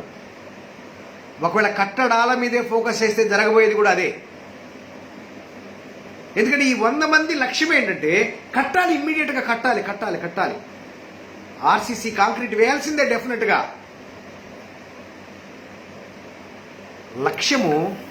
లక్ష్యము గోడల మీద ఉంది. అందుకే ఇవ్వాలి అనే ప్రసంగం మ్యాండేటరీ ఉంటుంది చర్చెస్లో. పంపాలి లేదా పంపించాలని ఉండదు.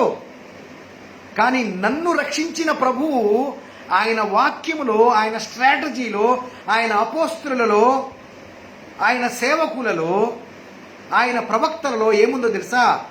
పంపెదను, నేను ఎవరిని పంపెదను, మా నిమిత్తము ఎవడు పోవునని ప్రభు సెలవీయగా. మా నిమిత్తం అంటే ఎవరండి మా నిమిత్తము? తండ్రి, కుమార, పరిశుద్ధాత్మగా మన త్రియేక దేవుడు. తండ్రి యొక్క లక్ష్యము, కుమారుడి యొక్క లక్ష్యము, పరిశుద్ధాత్మ దేవుడి లక్ష్యము సర్వలోకానికి వెళ్ళి ఆశీర్వాదంగా మారాలనేది కాదా?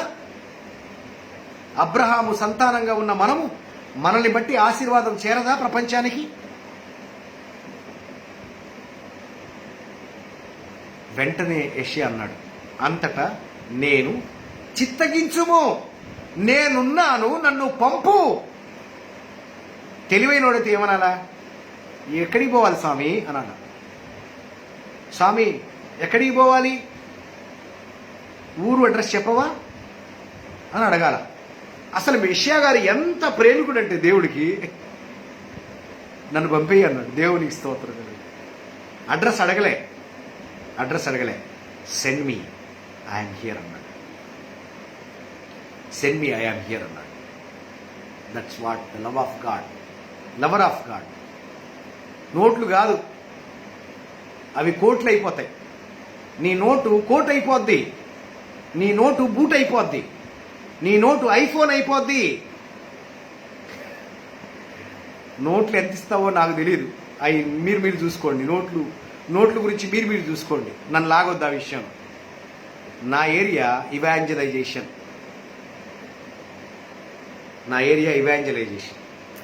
నేను దాన్ని లక్ష్యం చేసుకుని దేవుడు నన్ను మాట్లాడిస్తున్నాడు.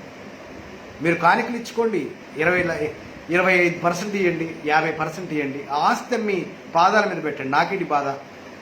అవి ఇచ్చామని తప్పించుకోబాకండి, అది నా బాధ. మేము నోట్లు ఇచ్చాంగా వెళ్ళి పడుకుంటాం అనబాకండి, మేము కానుక పడేసాము మేము ఇంటికి వెళ్ళిపోతాం అనబాకండి, మేము మొన్న మీటింగ్కి డబ్బులు పెట్టాం మేము ఇక ప్రభు సువార్త చెప్పమనబాకండి. ఆ డిపార్ట్మెంట్ వేరు, ఈ డిపార్ట్మెంట్ వేరు. అది మనుషులకు కావాలా, ఇది నా దేవుడికి కావాలి. This need for my lord, ఇది నా దేవునికి కావలసిన విషయం. డబ్బులు మీకు కావాలి. నన్ను వాటిలో లాగొద్దు, మీరు చూసుకోండి. నా ఏరియా ఇవాంజలైజేషన్, నేను దాని గురించి మాట్లాడు. యెషయా అన్నాడు, నమ్మకమైన వాడు ఎక్కడికి పోవాలని అడ్రస్ అడగకుండానే నన్ను పంపించే అన్నాడు. యాడికని వెళ్ళిపోతావా? అవును ప్రభా, యాడికని వెళ్ళిపోతావు. ఏంటి అంత పిచ్చి? ప్రభువా, నువ్వు సింహాసనం నుంచి మాట్లాడిన మొదటి మాటనే నేను ఎవరిని పంపించాలని మీరు మదన పడుతున్నారయ్యా. నేను ఎవరిని పంపాలని మీరు ఎదురు చూస్తున్నారయ్యా. నేను ఇది తెలిసి ఇక నేను డీటెయిల్స్ ఎందుకు అడుగుతాను? నన్ను పంపించే, యాడికైనా నేను వెళ్ళిపోతా. దేవునికి స్తోత్రం. లోక సంబంధి ఏమంటాడంటే, ఎక్కడికి పోవాలా, ఎవరి దగ్గరికి పోవాలా, ఏం చెప్పాలా, ఎన్ని రోజులు చెప్పాలా, నేను ఎక్కడ ఉండాలా, నేనేం తినాలా, నేనేం త్రాగాలా, నేను ఎక్కడ ఉండాలా, నేనేం ధరించాలా, ఇవన్నీ అడుగుతాడు. తప్ప అడిగితే ఇప్పుడు దేవుడు యెషయా గారిని, యెషయా నువ్వు పోనాయినా అనలా. యెషయా విన్నాడు ఎవరిని పంపాలి అని. బట్ యెషయా ఇవేం అడగల, నన్ను పంపించే, ఒకే ఒక్క జీవితం, ఒకే ఒక్క బ్రతుకు, అర్పింతును నీకు అర్పింతును అన్నాడు. మనోళ్ళు పాటలు పాడి ఆగిపోయారు మంచి మ్యూజిక్తో. ఒకే ఒక్క జీవితం, ఒకే ఒక్క అర్పింతును నీకు అర్పింతును పాడారు. ఇంటికి వెళ్ళి పడుకున్నారు. దేవుడికి స్తోత్రం. మహానగరాల్లో మాయగాళ్ళు క్రైస్తవులు, నిజంగా మహానగరాల్లో మాయగాళ్ళు పాడతారు, తెగ పాడేస్తారు, మళ్ళీ ఇంటికి వెళ్ళి పడుకుంటారు. పరమ వీర భక్తులు అయిపోతారు పాడేటప్పుడు, వినేటప్పుడు మాత్రం. మళ్ళీ వెంటనే బుద్ధి అటే, మళ్ళీ ఆ బెడ్ మీదకి వెళ్ళిపోతారు. అర్పింతును నీకు అర్పింతును, మొత్తం ఇచ్చేస్తాను ప్రభువా, మొత్తం ఇచ్చేస్తాను, నువ్వు ఉంటే నాకు చాలు యేసయ్యా. పాడారు, తెగ పాడేశారు. మళ్ళీ వెంటనే ఏడుపులు పెడబొబ్బలు. మరి ఇందాక పాడిందేందయ్యా, అన్నీ పోయినా పర్లేదన్నావు. లేదు ప్రభా, అది ఉత్తిదే. మోసపోకుడి, దేవుడు వెక్కిరింపబడడు. నువ్వు పాడే పాటకి ఆల్బమ్ హిట్ అయిందేమో, యేసయ్య ఫీల్ అవ్వట్లా. దేవునికి స్తోత్రం కలుగునుగాక. నువ్వు చేసే మ్యూజిక్ ఏమో తెగ లైకులు 1,00,000 వ్యూలు, 5,00,000 వ్యూలు, మిలియన్ వ్యూలు వస్తున్నాయేమో. యేసయ్య కనీసం చూడండి కూడా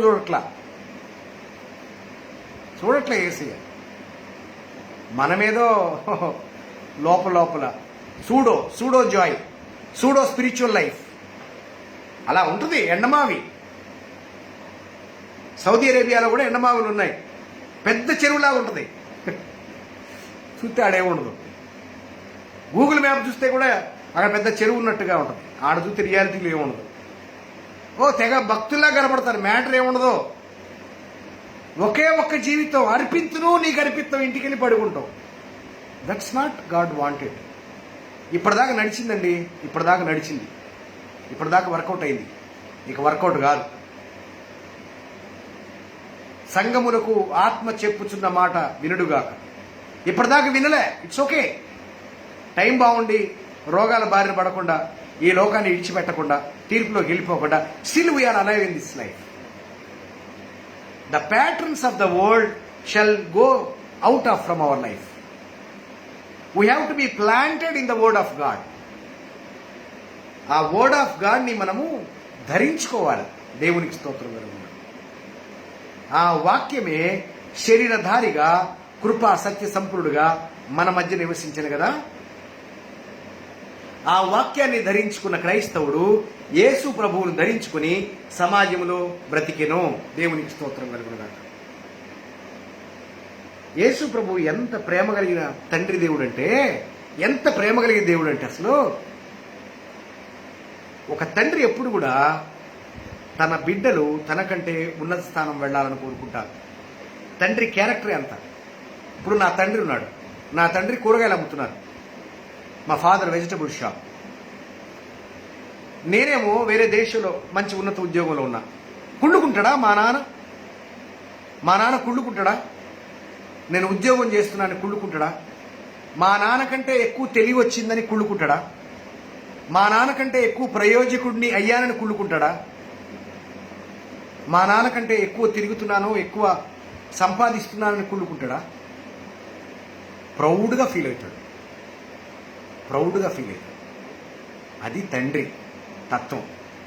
అందుకే యేసుప్రభు వారు ఏమన్నాడు తెలుసా? మీరు నాకంటే ఎక్కువ మాదిరిగా జీవించాలి అని కోరుకున్నారు,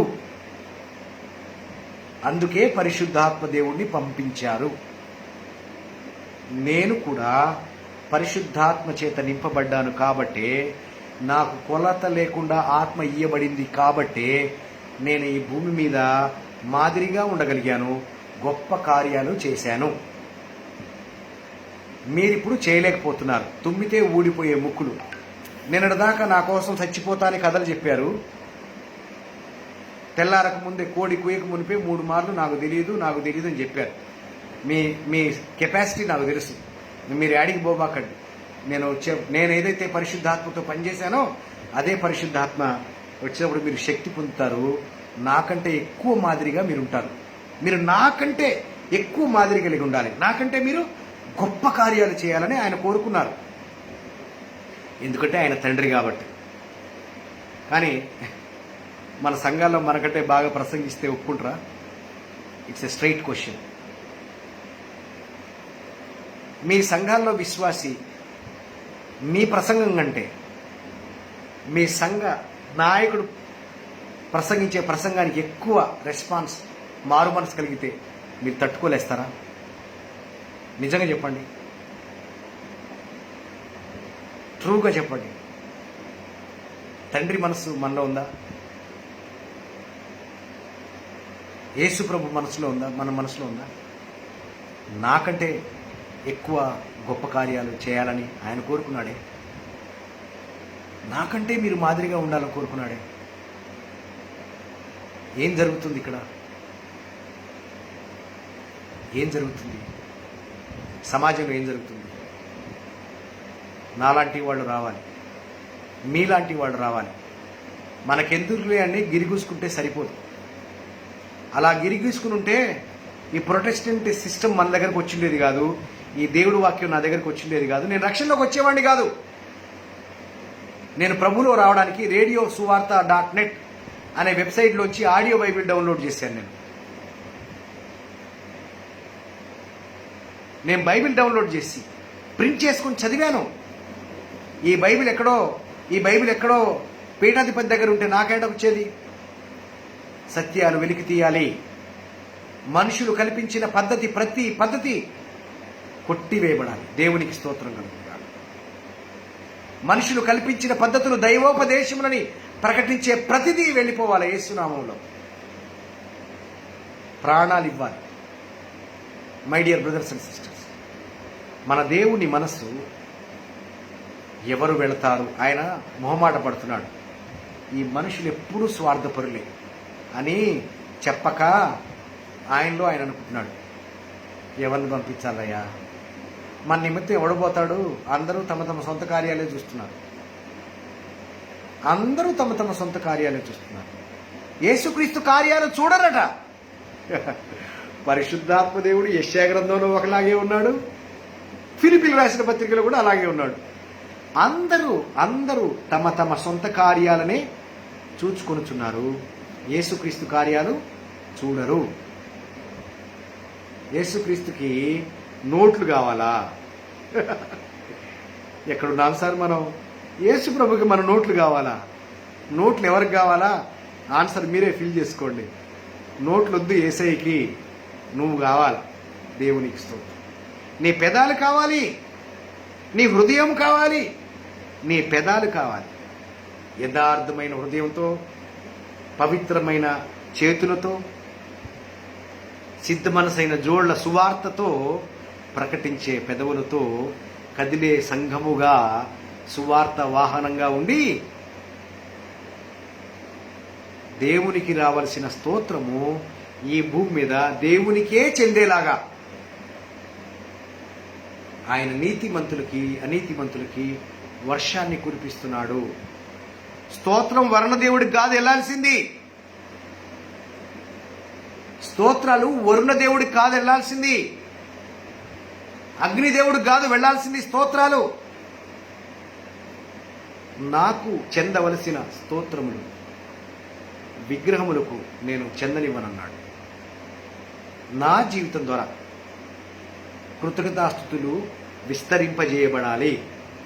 నా బ్రతుకు ద్వారా, డబ్బు ద్వారా కాదండి, నా బ్రతుకు ద్వారా, నా జీవితం ద్వారా, నా పెదాల ద్వారా, నా పెదవుల ద్వారా, నా హృదయం ద్వారా, నా చేతుల ద్వారా దేవుని స్తుతులు విస్తరింపజేయబడాలి. నేను ఏ ప్రాంతంలో ఉంటే ఆ ప్రాంతంలో నేను వెలుగై ఉన్నాను. దేవునికి స్తోత్రం. అందుకే కేవలం ప్రార్థనలతో ముగించాలనుకునే తెలివైన క్రైస్తవులు ఈ రోజు నుంచి అటువంటి మూస భక్తి నుంచి బయటకు వచ్చి బైబిల్ భక్తిలోకి రావాలి. మూస భక్తి నుంచి బయటకు వచ్చి బైబిల్ భక్తిలోకి రావాలి. దేవునికి స్తోత్రం.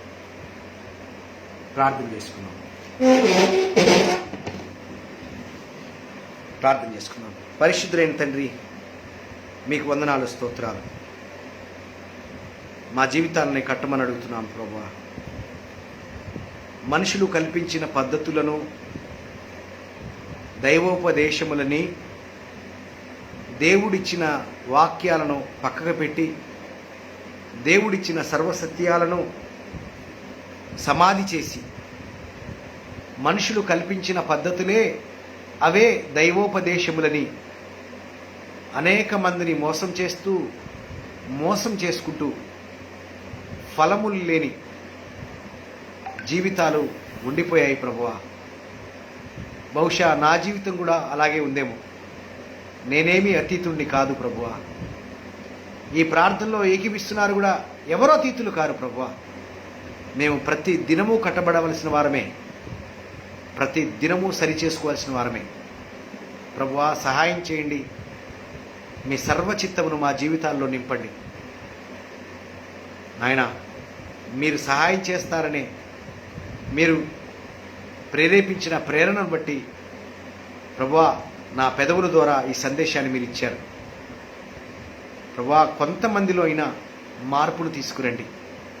మారిన వాళ్ళు మారడం కాదు ప్రభువా, మార్చబడవలసిన వారి దగ్గరికి ఈ సందేశాన్ని తీసుకువెళ్ళండి. మీకే సమస్తమైన మహిమ, ఘనత, ప్రభావాలు చెల్లిస్తూ యేసుక్రీస్తు నామములో ప్రార్థిస్తున్నాం తండ్రి. ఆమేన్, ఆమేన్, ఆమేన్. Praise be to God, glory to God. Thank you so much. Praise the lord.